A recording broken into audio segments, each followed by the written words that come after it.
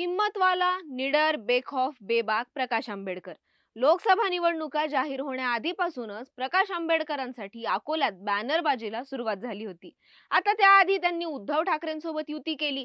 पुन्हा महाविकास आघाडीसोबत त्यांच्या युतीच्या चर्चांना उधाण आलं.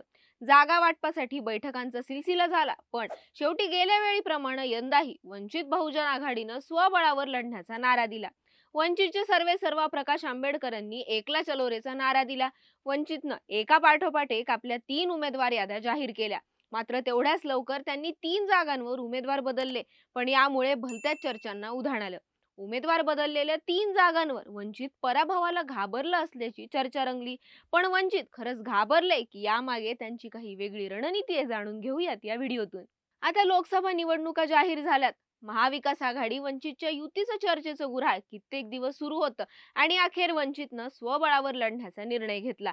वंचितनं आपले उमेदवारही जाहीर केले. पण काही काळातच 3 ठिकाणी आपले उमेदवार बदलले. परभणी, यवतमाळ, वाशिम आणि रामटेक. 3 ठिकाणी वंचितनं रातोरात उमेदवार बदलले. पण या 3 जागांवर वंचित खरंच घाबरलंय का, असा प्रश्न आहे. आता यासाठी या तिन्ही जागांवरची राजकीय गणितं समजून घेणं गरजेचं आहे. आता या यादीतली सगळ्यात पहिली जागा आहे ती परभणीची. वंचितनं रातोरात उमेदवार बदलल्यानं परभणीतलं राजकीय हवामान बदलणार असल्याची चर्चा रंगली. वंचित बहुजन आघाडीनं परभणी लोकसभा मतदारसंघातून बाबासाहेब उगले यांची उमेदवारी जाहीर केली होती. पण याआधी पाऊस पाण्याचं हवामान सांगणाऱ्या पंजाब डक यांनी वंचितचे सर्वेसर्वा प्रकाश आंबेडकरांची भेट घेतली. तरीही बाबासाहेब उगले यांची उमेदवारी जाहीर झाली. पण बाबासाहेब उगले हे नाव परभणीसाठी फार परिचित नव्हतं.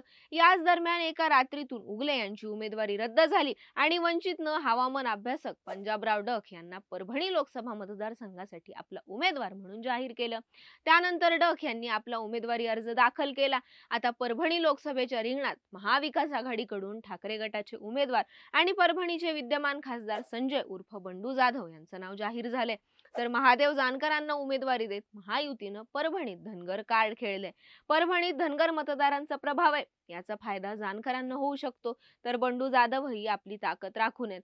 त्यामुळे वंचितनं ओळखीचा चेहरा देण्याची खेळी केली. विशेषतः पावसाचा अंदाज व्यक्त करणारे हवामान अभ्यासक म्हणून पंजाबराव डक परिचित आहेत.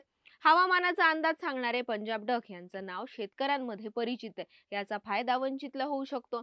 आता पंजाब डक यांच्या उमेदवारीनं राजकीय वाऱ्याची दिशा किती बदलणार, परभणीत कोण बाजी मारणार हे बघणं महत्त्वाचं ठरणार आहे. आता गेल्या काही दिवसांपासून उमेदवार बदलासाठी चर्चेत असलेल्या यवतमाळ वाशिम मध्येही वंचितनं आपला उमेदवार बदललाय. गेली 25 वर्ष यवतमाळ वाशिम मधून खासदार असणाऱ्या भावना गवळींचा पत्ता कट करत महायुतीनं नवीन उमेदवाराला संधी दिली. एकनाथ शिंदेंनी या जागेवर राजश्री पाटील यांना तिकीट दिले. राजश्री पाटील या हिंगोलीचे विद्यमान खासदार आणि शिंदे गटाचे नेते हेमंत पाटील यांच्या पत्नी आहेत.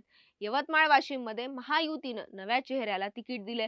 तर महाविकास आघाडीकडूनही संजय देशमुखांना तिकीट देण्यात आले. वंचितकडून यवतमाळ वाशिम या लोकसभा मतदारसंघात आधी सुभाष खेमसिंग पवार यांना उमेदवारी जाहीर करण्यात आली होती. उमेदवारी मिळताच खेमसिंग यांनी प्रचाराचा नारळही फोडला होता. मात्र वंचितनं ऐनवेळी खेमसिंग पवार यांना माघार घ्यायला लावली आणि अभिजित लक्ष्मणराव राठोड हे वंचितचे अधिकृत उमेदवार असतील असं जाहीर करून टाकलं. अभिजित राठोड हे वाशिम जिल्ह्यातील मानोरा तालुक्यातील रहिवासी आहेत. कारंजा मानोरा विधानसभा प्रभारी आहेत. आता या मतदारसंघात कुणबी आणि सोबतच बंजारा मतांचाही प्रभाव पाहायला मिळतो. याचा विचार करून अभिजित राठोडांना उमेदवारी जाहीर केली असल्याचं आता म्हणलं जाते. यवतमाळ वाशिम मध्ये यंदा उमेदवार बदलाचे वारे पाहायला मिळाले. त्यामुळे हा मतदारसंघ कोण मारणार हे पाहणंही तितकंच महत्त्वाचं ठरणार आहे. वंचितनं 2 उमेदवार बदलले आणि एका उमेदवारानं माघार घेतली. त्यामुळे रामटेक मतदारसंघात वंचितनं माघार घेतल्याचं चित्र आहे. रामटेकचे विद्यमान खासदार कृपाल तुमाने यांचं तिकीट कापून राजू बारवेंना महायुतीकडून उमेदवारी जाहीर करण्यात आली. तर त्यांच्या विरोधात महाविकास आघाडीकडून श्यामकुमार बर्वे हे उमेदवार आहेत. वंचितकडून रामटेकमध्ये शंकर चहांदे यांना उमेदवारी देण्यात आली होती. मात्र तांत्रिक कारणामुळे माघार घेत असल्याचं सांगत शंकर चहांदे यांनी काँग्रेसचे अपक्ष बंडखोर उमेदवार किशोर गजभिये यांना पाठिंबा जाहीर केला. परिणामी इथं मतविभाजनाचा फटका प्रस्थापितांना बसू शकतो.